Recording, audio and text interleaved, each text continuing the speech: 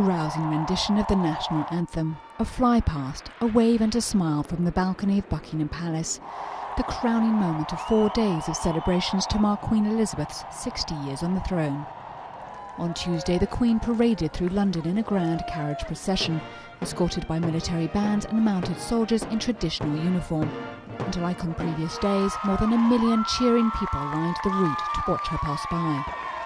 It actually brought tears to my eyes, I must admit, when I saw her coming up through. It was so beautiful, and it was well worth the 8-hour wait that I've been stood here for. Absolutely wonderful. Wouldn't have missed it for the world.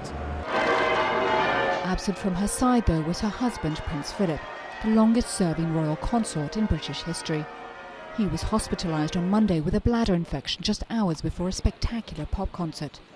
The Prince, who turns 91 in a few days' time, may well have found the 4-hour river pageant on Sunday, in which 1,000 boats sailed down the River Thames in the cold and driving rain, a bit too much.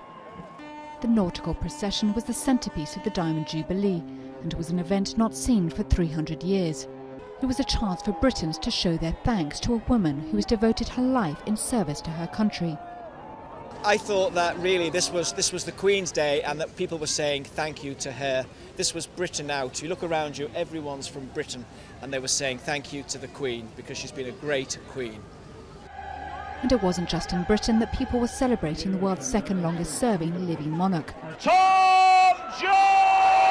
At the end of a pop concert in front of Buckingham Palace, 4,000 beacons were lit in Britain and in Commonwealth countries around the world, including here in Kenya, where Elizabeth, aged just 26, learned of the death of her father, King George VI. I think we may be one of the first beacons, if not the first beacon, to be lit around the world in the Commonwealth. So it starts here and then it will finish with the Queen's lighting of her beacon. Joining the 86-year-old Queen on the balcony of Buckingham Palace in front of 1.5 million of her ecstatic subjects, just 5 other members of the royal family, including Princes Charles, William and Harry, the next generation whose job it will be to carry on Britain's much-loved royal traditions.